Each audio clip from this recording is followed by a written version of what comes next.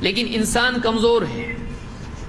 انسان کو اللہ نے ایسا بنایا ہے کہ انسان یاد رکھتا ہے تو بھولتا بھی ہے، اچھائی کرتا ہے اس سے غلطی بھی ہوتی ہے، نیکی کرتا ہے اس سے گناہ بھی ہوتا ہے. ایک انسان چلتا ہے، اللہ نے اس کو آنکھ دی ہے، لیکن کبھی اس پر غفلت بھی طاری ہوتی ہے، اس کو ٹھوکر بھی لگتی ہے، وہ غلطی کرتا ہے. کبھی یہ غلطی انجانے میں ہوتی ہے، کبھی جان بوجھ کے ہوتی، کبھی معلوم ہوتا ہے یہ گناہ ہے پھر بھی آدمی کرتا ہے. کبھی آدمی کو معلوم نہیں ہوتا ہے کہ یہ گناہ ہے، آدمی کر جاتا ہے. کبھی ایک چیز کی وجہ سے ایک چیز کے کرنے میں دوسری چیز آدمی بھول جاتا ہے. مثلا آدمی گاڑی چلا رہا ہے، ایک کو بچانے کے لیے دوسرے کا نقصان ہو جاتا ہے. کبھی اس طرح سے بھی ہوتا ہے، کبھی چوک ہوتی ہے، کبھی گناہ ہوتا ہے، کبھی عمدن گناہ ہوتا ہے.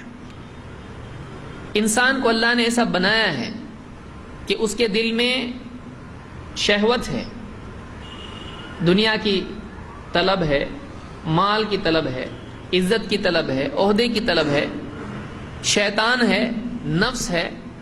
انسان کو دنیا میں فتنے ہیں، انسان پر پریشانیاں آتی ہیں، اس پر آزمائشیں آتی ہیں، اس پر مختلف ادوار اور احوال اس پر آتے ہیں. کبھی بیماری، کبھی پریشانی، کبھی فقر و فاقہ، پھر کبھی دنیا کے مسائل، پریشانیاں. ان ساری چیزوں میں رہنے کے بعد ایسا ہوتا ہے کہ ایک انسان ایک چیز کبھی اچھے انداز میں کرتا ہے لیکن کبھی اس میں کوتاہی ہو جاتی ہے. کبھی ایسا ہوتا ہے کہ ایک آدمی کا ایمانی جذبہ بہت اونچا ہوتا ہے، لیکن کبھی ایسا حال ہوتا ہے کہ وہ دین سے دور ہوتا ہے، اللہ سے دور ہوتا ہے. کبھی ایسا ہوتا ہے کہ وہ عبادت بہت اچھے انداز میں کرتا ہے کہ اللہ کے سوا کوئی ذہن میں نہیں ہے، احسان کے اعلیٰ مرتبے کے ساتھ عبادت کرتا ہے. لیکن کبھی ایسا ہوتا ہے کہ دنیا کی فکر، دنیا کے مشاغل، یہ ساری چیزیں اس کے دل میں آتی، بلکہ بعض اوقات ریا کے جذبات بھی آتے ہیں. انسان دونوں چیزوں کے بیچ میں چلتا رہتا ہے، کبھی دینداری اور کبھی ٹھوکر لگ کے اس سے گناہ ہوتا ہے. بعض اوقات گناہ سنگین ہوتا ہے اور گناہ کی وجہ سے دنیا میں بھی اللہ کی پکڑ آتی ہے. یہی بات اللہ نے قرآن کریم میں فرمایا، ظہر الفساد فی البر والبحر بما کسبت ایدی الناس. خشکی میں اور تری میں فساد پیدا ہو گیا، بگاڑ آ گیا.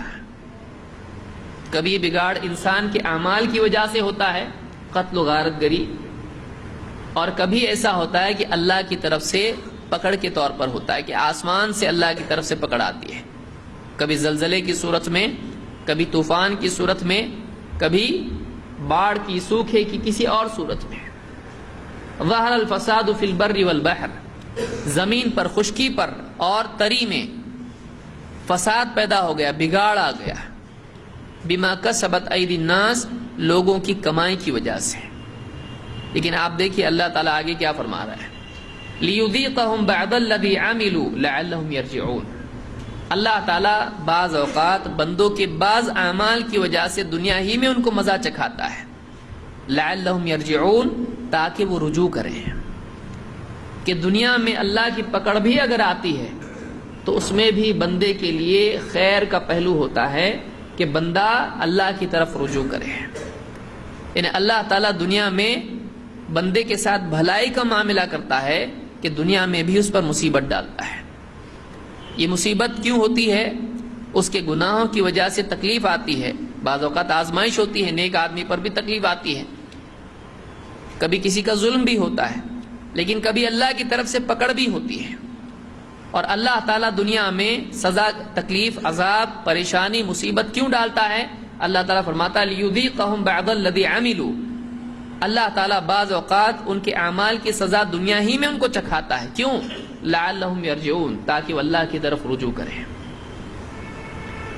دنیا کے عذاب اور پریشانیوں کا مقصد بھی اللہ کے نزدیک کیا ہے؟ لَعَلَّهُمْ يَرْجِعُونَ، تاکہ بندہ اللہ کی طرف رجوع کرے.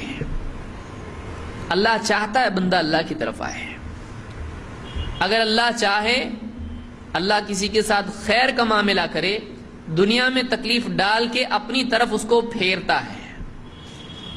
لیکن اگر اللہ بندے کے ساتھ شر کا فیصلہ کرے تو دنیا میں اس کے لیے آسانیاں پیدا کر دیتا ہے اور وہ اس میں کھو جاتا ہے اور پھر اللہ کی طرف رجوع نہیں کرتا ہے۔ تو دنیا میں بعض اوقات پریشانیوں کا آنا، تکلیف کا آنا، مصیبت کا آنا، یہ بھی اللہ کی طرف سے خیر ہوتا ہے، اس لیے کہ یہ بڑے شر سے بچانے کا ذریعہ بن جاتا ہے۔ ایک آدمی ہے، گناہ کر رہا ہے، دنیا میں پکڑ نہیں آ رہی ہے، بعض اوقات وہ غافل ہو جاتا ہے اپنے احوال سے، اپنے اعمال کے بارے میں بے فکر ہو جاتا ہے، اور نتیجہ کیا ہوتا ہے؟ توبہ کی توفیق نہیں ملتی ہے اور آدمی اسی حال میں دنیا سے چلا جاتا ہے اور پھر آخرت کے اندر اس کی پکڑ ہوتی ہے۔ لیکن اس کے بالمقابل دوسرا بندہ ہے، اس سے گناہ ہوتے ہیں، اس سے غلطیاں ہوتی ہیں، دنیا میں اللہ کی طرف سے سزا آتی ہے۔ اب اس سزا کی وجہ سے، اس تکلیف کی وجہ سے جو ایک حصہ ہوتا ہے سزا کا، بندہ اللہ کی طرف رجوع کرتا ہے، اس کو لگتا ہے کچھ تو غلط میں کر رہا ہوں، وہ سوچتا ہے، وہ اللہ کی طرف گڑ گڑا کہ اللہ میرے مسئلے کو حل کر دے، اے اللہ اگر کوئی غلطی میں نے کی تو معاف کر دے، اللہ کی طرف رجوع کرتا ہے۔ یہ رجوع اس کے گناہوں کے لیے معافیا بنتا ہے، اس کے مرتبے کو بڑھانے والا بنتا ہے، اس کو اللہ سے قریب کرنے والا بنتا ہے، اس کو اللہ کی جنت میں داخلہ دلانے والا بنتا ہے۔ تو بعض اوقات دنیا کا عذاب ایک انسان کے لیے اللہ کے قرب کا ذریعہ بنتا ہے۔ ایک بگڑا ہوا انسان، ایک گناہگار انسان، تکلیف کی وجہ سے دنیا میں سزا بھی اس کے لیے جزا کا ذریعہ بن جاتی۔ کتنی عجیب چیزیں آپ دیکھیے، دنیا کی سزا آخرت کی جزا کا ذریعہ بنتی ہے۔ واقعی ایک انسان میں اپنے حالات سے سبق لینے کا، اللہ کی طرف رجوع کرنے کا مزاج اگر موجود ہو، ٹھوکر لگنے کے بعد وہ یہ سوچے کہ واقعی کیوں لگی ٹھوکر، وہ اللہ کی طرف متوجہ ہو، اللہ اگر کوئی غلطی ہو تو معاف کرتے ہیں۔ تو بعض اوقات دنیا میں بھی جو تکلیف آتی ہے، ان تکلیفوں کا مقصد یہ ہوتا ہے، اللہ تعالیٰ تکلیفیں اس لیے ڈالتا ہے کہ بندہ اللہ کی طرف رجوع کرے، اللہ کی طرف بڑھے۔ یہ اللہ کی نعمتوں میں سے ایک نعمت ہے۔ اگر واقعی آدمی غور کرے تو دنیا میں تکلیف آنا بھی اللہ کی طرف سے ایک نعمت ہے، یہ بڑی نعمت کا ذریعہ ہے اللہ کے قریب ہونے کا۔ لیکن آدمی بعض اوقات کیا سوچتا ہے، کیا اتنا میرے اوپر تکلیف آ رہی ہے، بجائے اللہ کے قریب جانے کے وہ اللہ سے دور ہو جاتا ہے، بجائے اللہ کی طرف رجوع کرنے کے، اللہ سے گڑ گڑا کر اپنے گناہ کی معافی اور اپنے مسائل کے حل کے طلب کرنے کی بجائے وہ اللہ سے شکایت کرنے لگ جاتا ہے۔ تو یہ آدمی کے لیے مزید مصیبت میں مصیبت کا اضافہ بن جاتی ہے۔ آدمی کو چاہیے وہ اپنے مصیبتوں میں اللہ کی طرف رجوع کرے۔ تو ایک آدمی پر تکلیفوں کا آنا کبھی آزمائش ہوتی ہے، کبھی اس کے گناہوں کا کفارہ ہوتا ہے، کبھی اس کو اللہ کی طرف بڑھنے والا بنانے کے لیے تکلیفیں آتی ہیں۔ تو آدمی پر جب تکلیفیں آئیں فوراً اس کو ہوش میں آ کے اللہ کی طرف رجوع کرنا چاہیے۔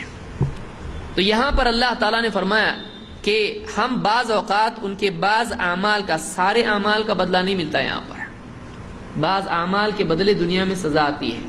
کیوں آتی ہے؟ لعلہم یرجعون، تاکہ وہ ہماری طرف رجوع کریں۔ رجوع کے معنی ہے پلٹنا، اللہ کی طرف پلٹنے کے لیے تکلیفیں آتی ہیں۔ تو اللہ تعالیٰ چاہتا ہے کہ بندہ اللہ کی طرف پلٹے۔ اگر بندے کا اللہ بھلا نہیں چاہتا تو اس کو کبھی پلٹنے کی توفیق نہیں دیتا۔